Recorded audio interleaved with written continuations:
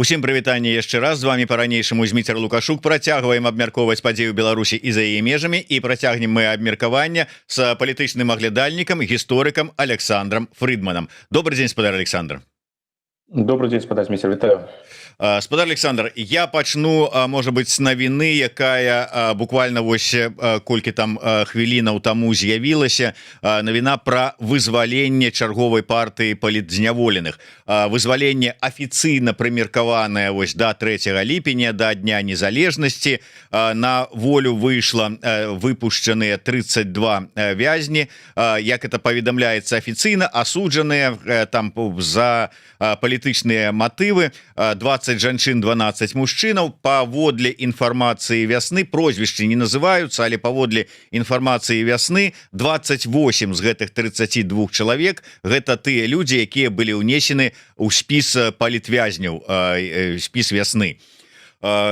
Як вы лічыце, гэта сапраўды вось такая, як кажуць, жэст добрай волі да святаў, хаця калі браць папярэднія розныя святочныя дні і амністыі там ці вызваленні, якія да гэтых святочных дзён былі прымеркаваныя, здаецца, акурат такі палітвязні ці асуджаныя па палітычных матывах не былі у гэтых спісах. Яны калі і вызваляліся, то па-за межамі вось гэтых такіх святочных амністый. Гэта що ж таки звязанае са святам, звязанае з чаканнем прыезда Коулу, звязанае зараз з візітамі замежнымі Лукашэнкі па вось краінах Азіі, ці от як вы ацэньваеце гэта ўсё? Ну і давайте пачнем з апошняга. Што тычыцца візітаў сённяшніх Лукашэнкі і ягонага візіта ў Маскву і тое, што зараз ягонае турне па краінам, па азіяцкім краінам, я думаю, што з гэтым гэта не звязана. Гэта свята 3 ліпеня, і тут ёсць у Лукашэнкі, конечно, традыцыя амністыі ў кантэксце гэтага свята, но свята хутчэй за ўсё проста выкарыстана.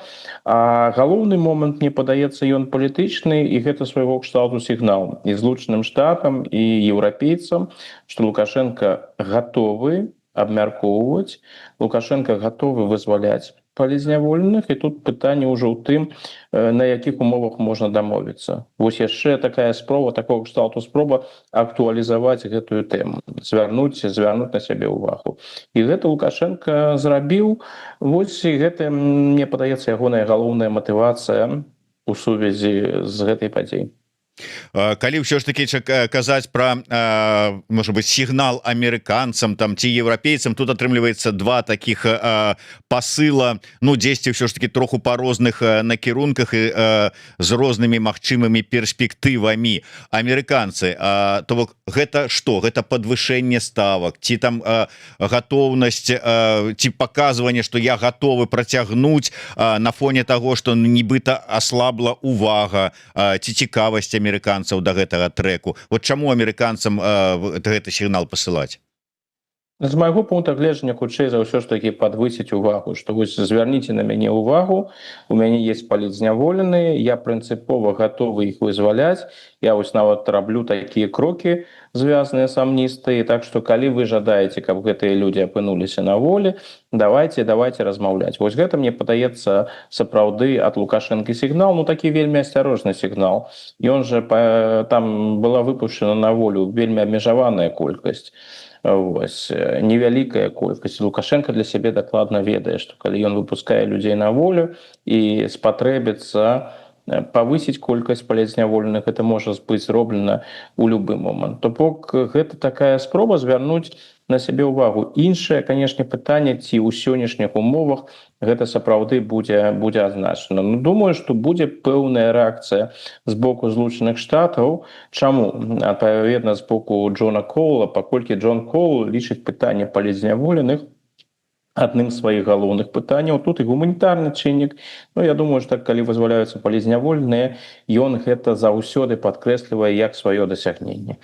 Так што і ў гэтым выпадку, напэўна, з'явіцца нейкае паведамленне з амерыканскага боку, што яны вітаюць гэты крок, што яны таксама гатовы да супрацоўніцтва, і вось такі станоўчы фон для далейшых беларуска-амерыканскіх кантактаў можа праз гэта скласться. Але ізноў жа для Лукашэнкі гэта такі сімвалічны крок.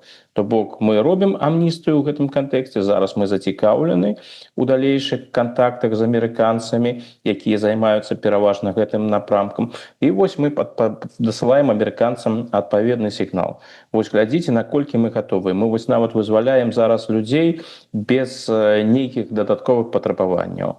А калі вы з намі дамовіцеся, ну так мы можам вызваліць і куды больш, і абодва бакі будуць у гэтым зацікаўлены і толькі ад гэтага атрымаюць. Ну, вось прыкладна такі, мне падаецца, ідзе месседж ад Лукашэнкі. Калі казаць пра накірунак еўрапейскі, што вось і таксама еўрапейцам гэта сігнал. Гэта сігнал пра тое, што варта ім распачынаць свой там еўрапейска-мінскі трэк перамоўны і неяк таксама вырашаць пытанне санкцыйнае, за санкцыі выкупаць палітвязняў.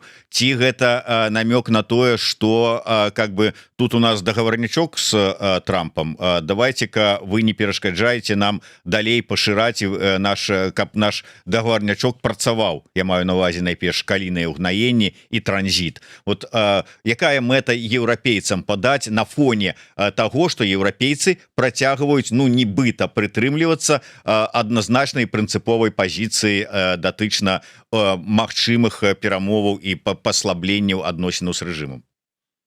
Рэжым зацікаўлены ў кантактах з еўрапейцамі, і рэжым ведае, што тэма палітзняволеных — это вельмі праблематычная тэма менавіта ў кантактах з еўрапейцамі. Еўрапейцы не гатовыя, прынамсі пакуль, а думаю, в прынцыпе, не будуць гатовыя працаваць па той схеме, па якой згадзілася працаваць адміністрацыя Трампа.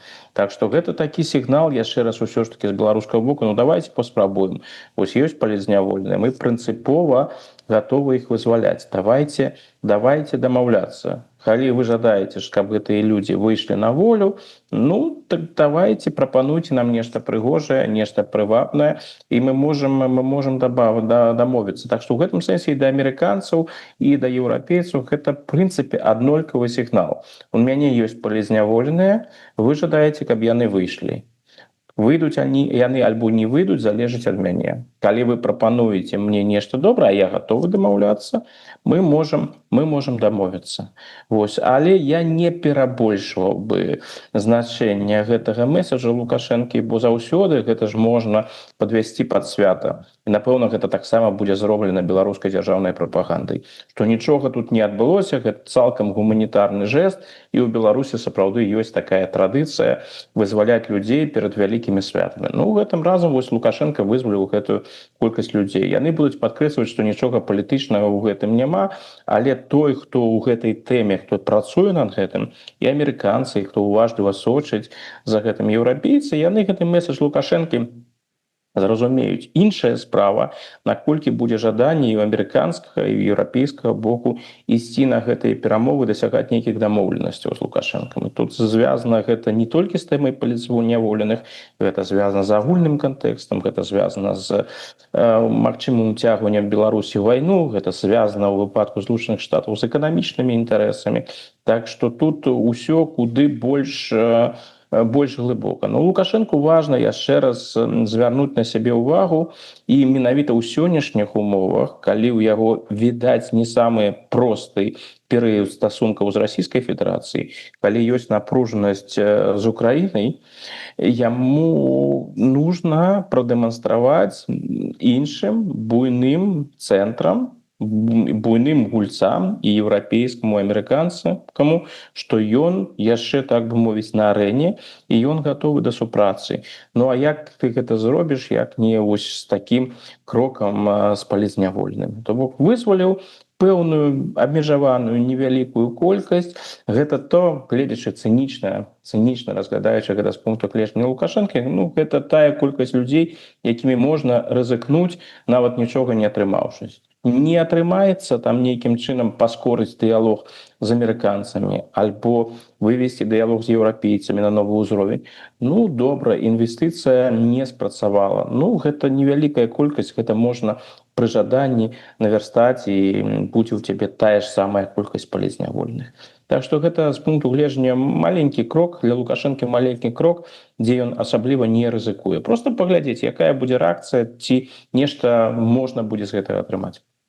Ну ось Гарри Дэвидсон, наш глядач, з вами згодны, піша тое, што выпушчана крыху палітзняволеных, кажа, што Лукашенко больш нічога не умее і не хоча рабіць, ні спыняць рэпрэсіі, ні рабіць перамены да законнасці. Толькі гандлявацца, а чым ён можа гандлявацца?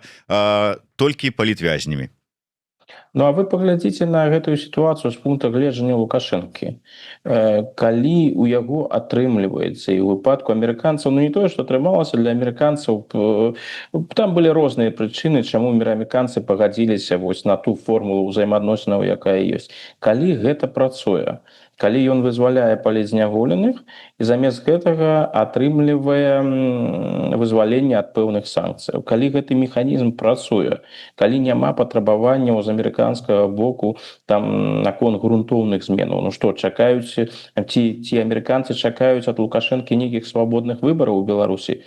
Не, гаворка пра гэта не ідзе.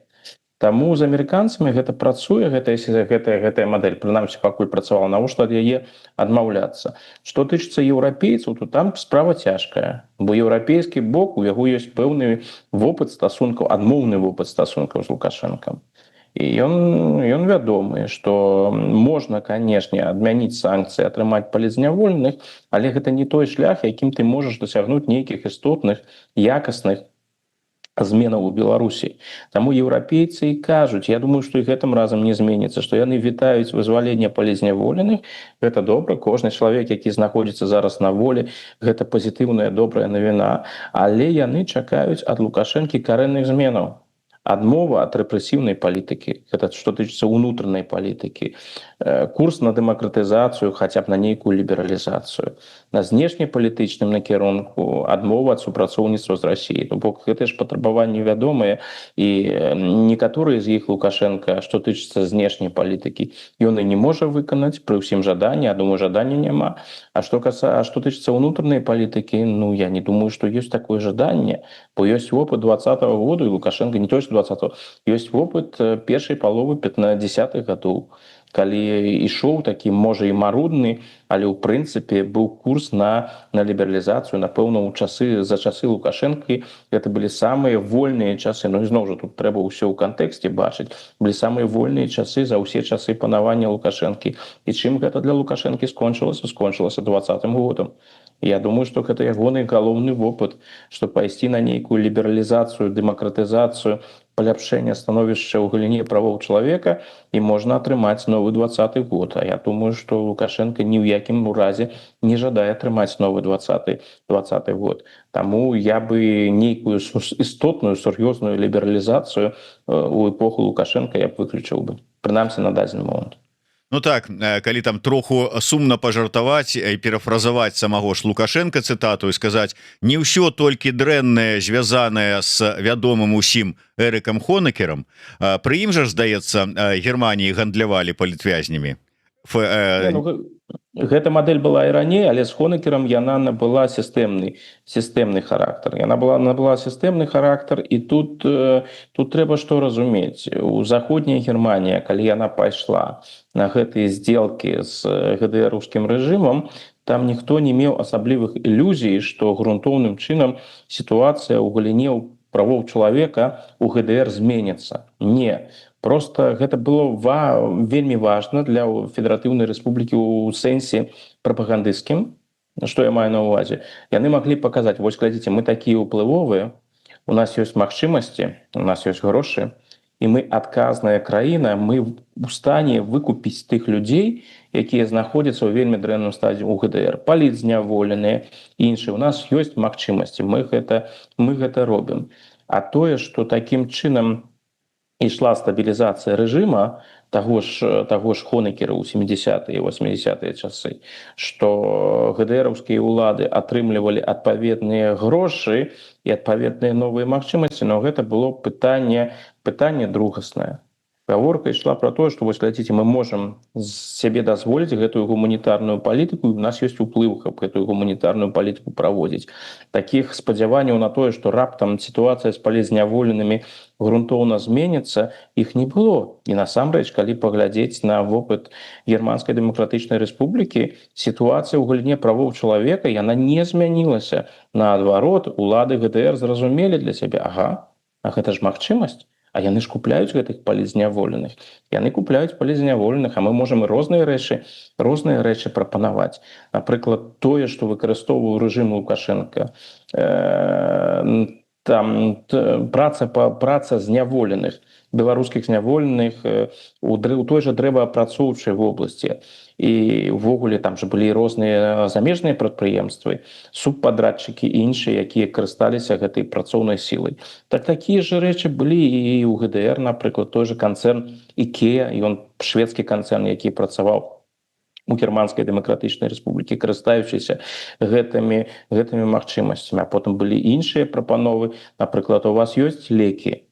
Вы жадаеце гэтыя лекі прадвінуць на сусветным рынку. Эксперыментаваць з гэтымі лекамі ў сваёй краіне вы не жадаеце. Но мы можам вам прадставіць сваё насельніцтва, вы можете паспрабаваць гэтыя лекі, напрыклад, у той же ГДР і іншыя. Там было шмат такіх гісторый, такога кшталту сумнеўнага супрацоўніцтва. Працаваць з дыктатарскімі рэжымамі рызыкоўна, але паколькі шмат чаго адбываецца ў шэрай зоне, альбо такія ідуць здзелкі, якія, мякка кажучы, носяць сумнеўны характар, але на іх можна вельмі доўга зарабіць. Таму і ішло такое супрацоўніцтва. І менавіта на гэтым супрацоўніцтве настойвае Лукашенко. І ён яго прапаноўвае амерыканцам. Там розныя, відаць, у Лукашэнкі атрымалася прапанаваць амерыканцам цэлы шэраг цікавых схемаў. Ну таму і амерыканскі бок, прынамсі, пакуль выказвае жаданне з рэжымам Лукашэнкі супрацоўнічаць. Ну, тут шмат што залежыць яшчэ і ад знешнепалітычнага кантэксту. Калі б ўсё было так проста, дык даўно былі б уже вялікія здзелкі паміж Злучанымі Штатамі і Беларусю, і даўно б уже вызвалілі палізняволеных. Но пакуль дамовіцца не змаглі яны, прынамсі, канчаткова. Но і ёсць знешнепалітычны фактар. Кожны раз, калі Лукашенко робіць нейкія, хаця б вельмі асцярожныя крокі ў заходнім накірунку, адразу ў Масквы спрацоўваюць адпаведныя рэфлексы. І рацыянальныя паводзіны шмат у чым. Што вось ён можа збегчы. Ён можа уйсці на захад. Ён можа там з імі дамовіцца. Таму і вельмі сочыць нервова і уважліва расійскі бок за ўсім тым, што адбываецца на беларуска-амерыканскім напрамку. І, магчыма, высветліцца з цягам часу, што на шмат якія, можа не шмат якія, можа нейкія беларуска-амерыканскія дамоўленасці альбо праекты ўжо было накладзена расійскае вета. І што яны не адбыліся менавіта таму, што Расійская Федэрацыя была супраць. Я, прынамсі, такога не выключаю. Але, спадар Александр, наколькі для ЗША, для того ж самага Коула, ну і для тых, хто займаецца гэтым вогуле трэкам, будзе значным нейкім сігналам вызвалення гэтых 32 чалавек. Я што маю на ўвазе? Коул ужо апошнім часам некалькі разоў казаў, можа быць, там троху асцярожна, але ты сама ён даваў зразумець, што толькі вызваленне палітвязняў у абмен на санкцыі ЗША ўжо не задавальняе, што яны выдатна разумеюць. Сёння яны вось выкупілі адных, заўтра на іх месца рэжым пасадзіць іншых. І пачалася размова пра тое, што ўсё ж такі трэба падыходзіць да спынення рэпрэсій, да гэтай тэмы. А гэта тэма не абмяркоўваецца. І, ну, вызваліў я адных. Коул скажа: дык ты заўтра пасадзіш другіх. Рэпрэсіі-то не спыняюцца. То бок працэс, нейкае пашырэнне гэтага працэсу і пахутчэнне яго паўплывае гэта вызваленне ці не? Мне, шчыра кажучы, падаецца, што ўсё выглядае нават куды больш цынічна. Што з аднаго боку ёсць Лукашенко, які зацікаўлены ў здзелках са Злучанымі Штатамі, але зразумела ў тых здзелках, якія будуць ісці яму пераважна на карысць.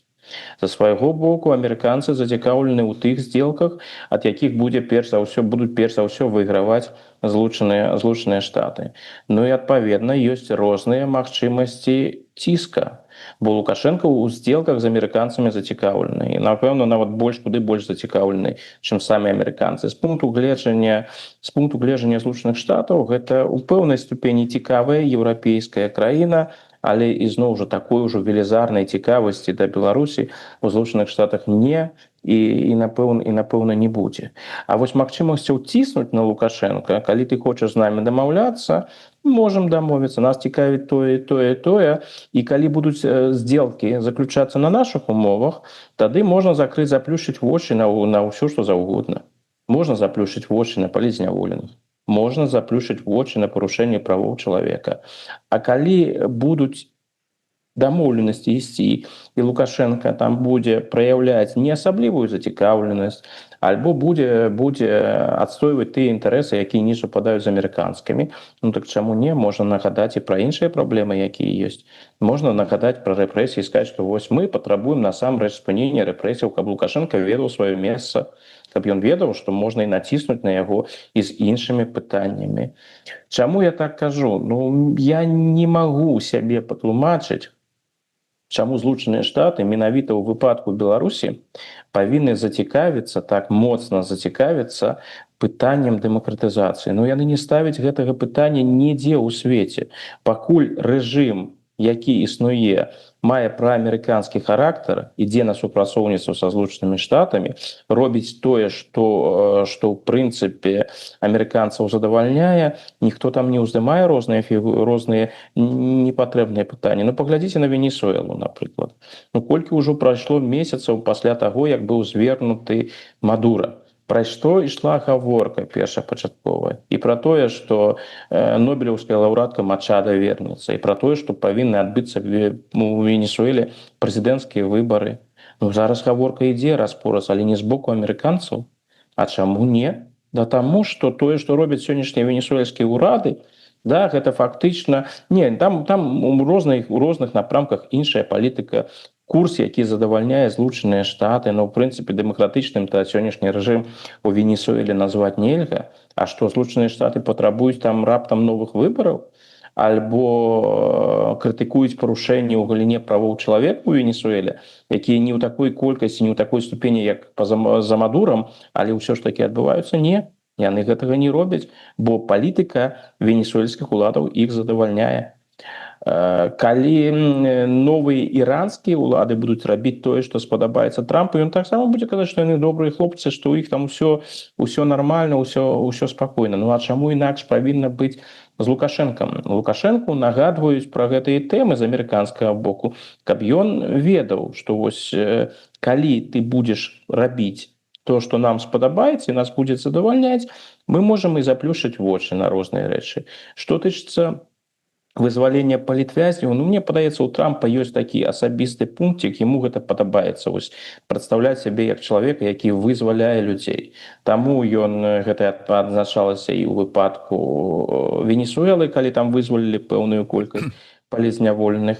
І ён і ў Беларусі прадстаўляе гэта як свой дасягнення. Вось я ж гэтага дабіўся, я гэтага дамогся, таму што я такі аўтарытэтны сусветны лідар, Лукашенко вызваляе палізняволеных. Але я думаю, зноў ж, як бы гэта не гучала, ад стасункі паміж Беларусю і Злучанымі Штатамі яны не звязаны цалкам з пытаннем палізняволеных.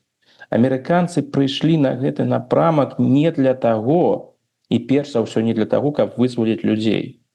Яны вызваляюць гэтых людзей, бо гэта магчыма, бо гэта тое, чаго можна дабіцца і на што Лукашенко гатовы пайсці. Гэта Злучаным Штатам асабліва нічога не каштуе і адначасова дапамагае палепшыць свой імідж. Вось паглядзіце, вы ніхто, ты ж самыя еўрапейцы, вы там шмат казалі часу пра вызваленне палізняволеных, а у вас дасягненняў 0.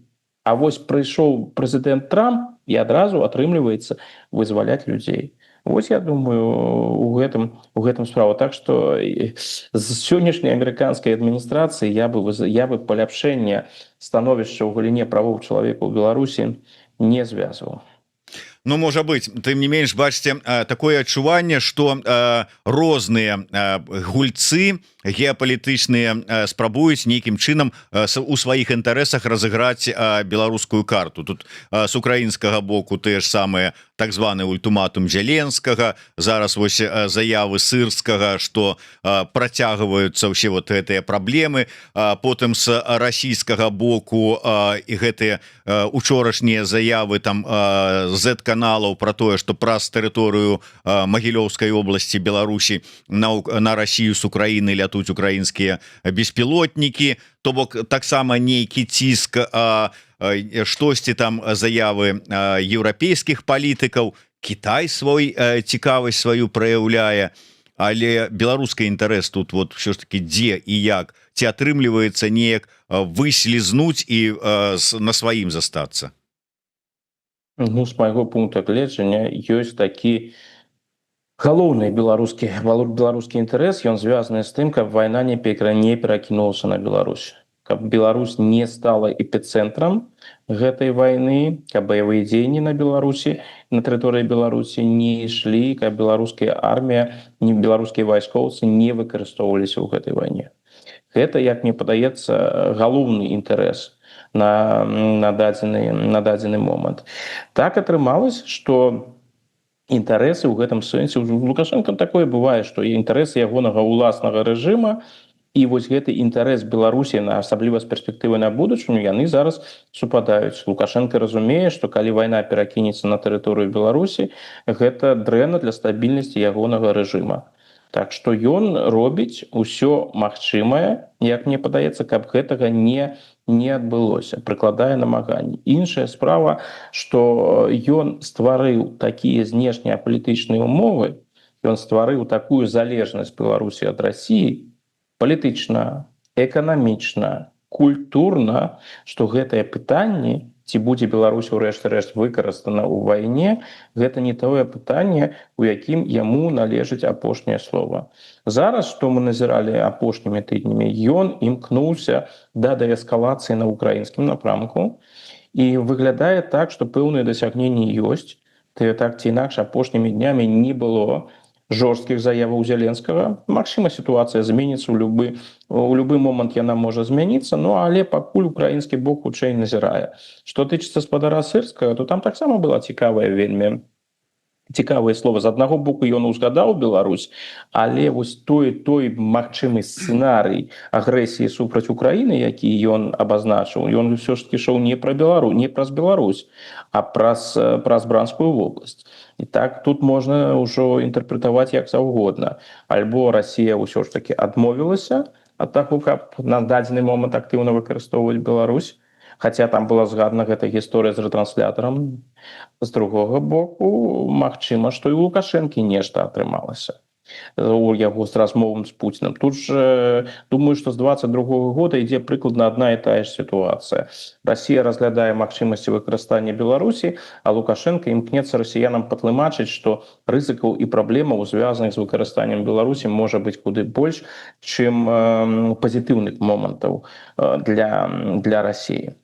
Што тычыцца Китая ў гэтай сітуацыі, гэты візіт для Лукашэнкі важны. Я не думаю, што гэта нейкі надзвычайны візіт. Я думаю, што ён быў сапраўды загадзя запланаваны, і галоўны элемент гэтага візіту ўжо быў, а менавіта той дыплом, які атрымаў Мікалай Лукашенко, і як бацьку, напэўна, Александру Лукашенку было важна прысутнічаць на гэтай цырымоніі, што ён і зрабіў. І, канешне, быў арганізаваны гэты візіт, але ён жа ў Кітаі, ён ездзіць даволі часта, гэта 17-й візіт, калі я не памыляюся. Так што загадзя гэта можна было ўсё арганізаваць. Лукашенку было важна, каб гэты візіт не сарваўся. А сарваць яго магла, перш за ўсё, канешне, Украіна. Калі б там пасля ультыматума Зеленскага былі нейкія ўдары па тэрыторыі Беларусі, альбо Лукашенко ведаў бы, што такія ўдары адбудуцца, магчыма, ён бы і не паехаў, хутчэй за ўсё бы не паехаў. Паколькі гэтага не адбываецца, а не адбываецца, напэўна, праз тое, што Лукашенко зрабіў адпаведныя крокі ў напрамку Украіны і звязаныя з рэтрансляторамі і іншымі, то ён туды паехаў.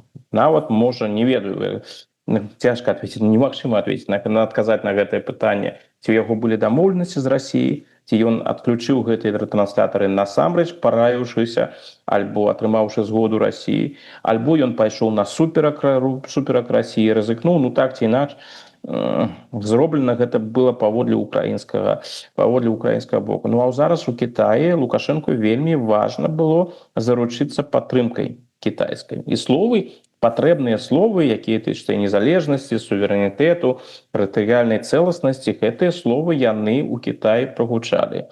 Лукашенко прымалі прыязна, Лукашенко прымалі на самым высокім узроўні, дэманстраваў Кітай, што мае справу з сябрам Китая і хоча і надалей працягваць стасункі з ім. Так што гэта Лукашенко атрымаў. Іншая справа, што будзе пасля гэтых словаў. І мне падаецца, было памылкай думаць, што гэтая падтрымка Китая, яна адразу здымае ўсе пытанні. Залежнасць Расіі ад Китая вельмі сур'ёзная. Але если Расія ўсё ж таки вырашыць, палічыць для сябе патрэбным выкарыстоўваць беларускія рэсурсы, то у іх ёсць усе магчымасці гэта зрабіць, нават насуперак волі Лукашэнкі. Што будзе, паглядзім. Пакуль відавочна, што расійскія ўлады ідуць на эскалацыю, яны жадаюць эскалацыю, спыняць гэтую вайну яны не збіраюцца. Іншае пытанне, ці будзе выкарыстана ў гэтай эскалацыі Беларусь. Верагоднасць, канешне, ёсць, але ў Расіі ёсць і іншыя магчымасці. Верагоднасць выкарыстання Беларусі прысутнічае, але гэта не значыць, што гэта адзіная магчымасць для эскалацыі ў Расіі. Будзем спадзявацца, што Беларусі ў гэтым выпадку пашанцуе, і калі Расія пойдзе на эскалацыю, то хаця б не з дапамогай Беларусі. Ну то бок вось гэты тэзіс, які вы, дарэчы, абмяркоўвалі у апошнім выпуску свайго відэопадкаста «Адкажам за свет», про тое, што падчас гэтага візіта і Лукашенко здолеў атрымаць ад Сі Цзіньпіня гаранты таго, што ён будзе бараніць яго і ад Расіі, і у тым ліку ад Украіны. Наколькі яны ўсё ж таки рэлевантныя, такія меркаванні?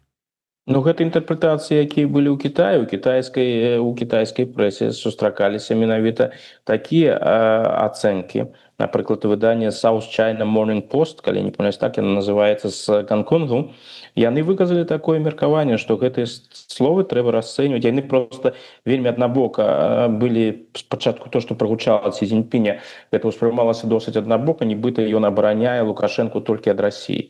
Не, з пункта гледжання гонконгскага выдання тут гаворка ідзе і пра Расію, і пра Украіну. То бок Кітай сваю пазіцыю выказаў, ну калі гэта інтэрпрэтацыя адпавядае рэчаіснасці, гучыць яна прыкладна так: не чапляеце Лукашэнку, мы жадаем, каб ён заставаўся ў тым стане, у якім ён заставаўся.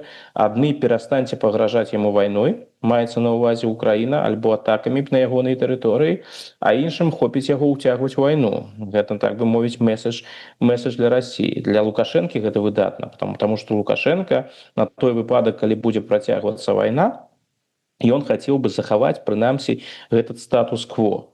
Я думаю, што ў сённяшніх умовах яму нават сапраўды было найлепшым для яго было б замірэнне, каб баявыя дзеі не скончыліся, бо ўсё ж такі верагоднасць таго, што Беларусь будзе ўцягнута ў вайну, яна, напэўна, на дадзены момант самая высокая з 2022 году. Так што ён добра існаваў побач з гэтай вайной да апошняга часу, бо ў яго атрымлівалася на гэтай вайне зарабляць, і добра зарабляць, але не быць актыўна ў гэтым вайну ўцягнутым. Зараз гэтая лукашэнкаўская мадэль можа не спрацаваць. Можа быць так, што Беларусь будзе ўцягнута. Таму хутчэй, мне падаецца, Лукашенко зараз сапраўды робіць стаўку на тое, што каб вайна спынілася. Але гэта залежыць ад Пуціна. Калі Пуцін вырашыць і надалей ваяваць, то Лукашэнку важна, прынамсі, каб захаваўся гэты сённяшні статус-кво, каб яго больш не ўцягвалі. І ад Кітая ён гэтыя словы атрымаў. Іншая справа, што не трэба гэта разглядаць такім чынам, што вось зараз кітайцы вырашылі, каб Беларусь у вайну не ўцягвалася, зараз там Сі Цзіньпін паведаміць пра гэта Пуціну, і пытанне будзе знята. Не, так гэта не працуе. Канешне, залежнасць России ад Китая яна вельмі моцная. І калі Китай кажа, што яму нешта не падабаецца, Россия да гэтага прыслухоўваецца. Але тым не менш яны самі прымаюць рашэнне. І калі яны вырашаць, што яны жадаюць выкарыстаць беларускі рэсурс, што яны жадаюць выкарыстаць яго розным чынам, яны ўсё роўна гэта паспрабуюць рабіць у незалежнасці ад таго, якую пазіцыю займае Кітай.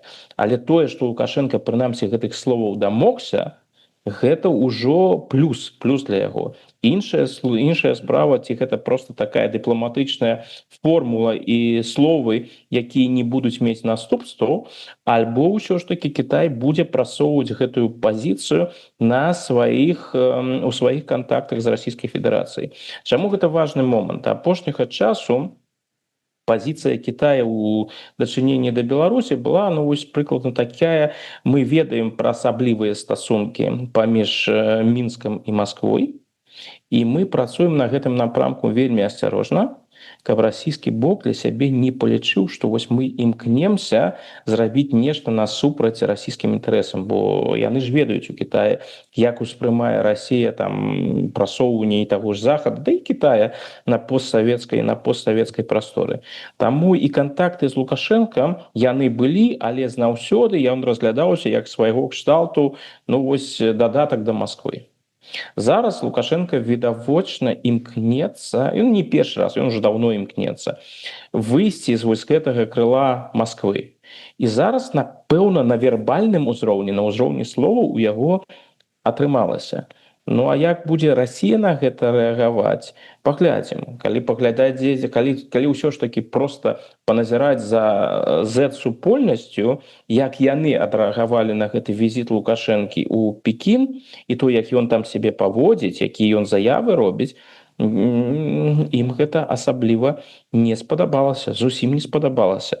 Таму што Лукашенко ў Кітаі імкнуўся прадэманстраваць сваю незалежнасць і прадэманстраваць сваю самастойнасць. Там быў, дарэчы, вельмі цікавы момант, які, напэўна, лепш за ўсё могуць прааналізаваць людзі, якія займаюцца Кітаем. Ён быў сапраўды цікавы.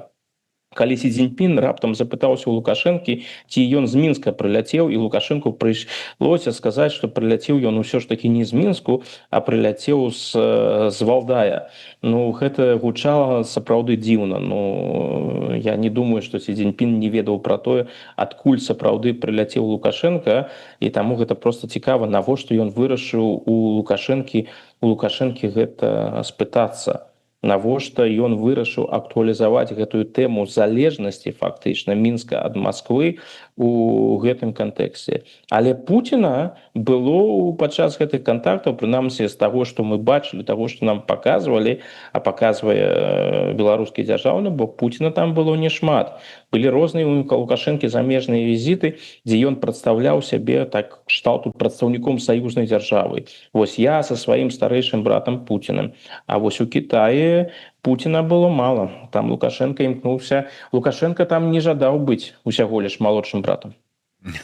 Там ён быў, другі старэйшы брат быў. Я хацеў бы на заканчэнне звярнуцца яшчэ да адной тэмы. Дарэчы, учора Кабанчук, прадстаўнік па аб'яднанага пераходнага кабінета па абароне нацыянальнай бяспецы, у адказ на заявы сакрэты намесніка міністра замежных спраў пра што, маўляў, калі хтосьці там перасячэ мяжу там з любой цэлью несяброўскай, то мы тут адкажам усімі сіламі, заявіў пра тое, што рэтранслятары, якія выклікалі незадаволенасць Зеленскага Украіны, яны былі знішчаныя украінскімі дронамі, іх фізічна больш не існуе, заявіў учора вечарам Кабанчук. Што праўда, яшчэ ў панядзелак у нас у эфіры украінскі ваенны аналітык Іван Ступак сказаў буквально тое ж самае. Дакладней, ён сказаў, што 3 з 4 вядомых агучаных рэтранслятары былі знішчаныя, скажем, іх Украіна выключыла таким чынам. То бок не толькі пра волю Лукашэнкі атрымліваецца ідзе размова ў гэтым пытанні, бо калі гэтая тэма, што выключыла іх не воля Лукашэнкі, а как бы воля іншая і іншыя прыстасаванні паспрыялі гэтаму выключэнню, гэта выглядае ўжо троху інакш, чым Лукашенко пайшоў і выканаў там нейкія ультыматумы і гэтак далей. З гэтай нагоды, можа быць, яшчэ хацелася б дадаць тое, што прайшла Рада бяспекі ААН, скліканая, здаецца, упершыню па ініцыятывы менавіта беларускага боку. Падставай стала сітуацыя, трагедыя з аўтобусам, у які патрапіў дрон. І там таксама гучалі фразы пра тое, што вот такая трагічная сітуацыя, і вот нейкі нехта, які спрабуе, таемны нехта, які спрабуе такім чынам уцягнуць Беларусь там у нейкія дзеянні, вайну, эскалацыю і гэтак далей. Там, правда, потым падключыліся прадстаўнікі Расіі, якія пачалі крычаць пра тое, што гэта ж Украіна, гэта Украіна, але сам факт і гэтай рады, і вот вся гэтая сітуацыя, пра што сведчыць, якія у вас каментары з гэтай нагоды ёсць? Ну, я б яшчэ нават дадаў бы, у кантэксце рэтранслятараў была учорашняя заява Сырскага, дзе ён казаў, што адзін рэтранслятар раптам запрацаваў, але не памятаю фармулёўку, но прыкладна так яно гучала, што больш яны працаваць не будуць. І, канешне, у кантэксце заяваў і спадара Кабанчука, і узгаданага вамі украінскага эксперта, ну, можна уявіць сябе, што сапраўды, калі украінскі глаўком настолькі упэўнена заяўляе, што яны больш не будуць працаваць. Ну, напэўна, у яго ёсць пэўная інфармацыя. Ну, гэта пакінем гэтае пытанне адкрытым, у незалежнасці ад таго, ці адключыў Лукашенка, ці магла быць нейкая украінская атака, альбо ўвогуле гэта такі перабольшаны інфармацыйны блеф. Пытанне гэта такое. Калі паглядзець пункт гледжання Лукашэнкі, вось сённяшняя, як сітуацыя адбываецца, то для Лукашэнкі найлепшае, каб яны не працавалі, гэтыя рэтранслятары. А нават у тым выпадку, калі яны знішчаны, гэта не самы горшы варыянт. Што для Лукашэнкі з'яўляецца праблемай, рэальнай праблемай, было. Калі б сапраўды нешта такое адбылося, і гэтыя рэтранслятары былі знішчаны, а потым выйшаў бы прэзідэнт Зеленскі і сказаў бы, вось глядзіце, мы ударылі па украінскай, прабачце, беларускай тэрыторыі, знішчылі гэтыя рэтранслятары, мы так рабілі, робім і будзем рабіць. Вось гэта сапраўды праблема, таму што ў такіх умовах Лукашенко павінен нейкім чынам адказваць. На гэта трэба адказваць. Просто ты не можаш дазволіць, што ударылі па тваёй тэрыторыі, афіцыйна гэта прызналі, а свайго боку няма ніякіх адказаў.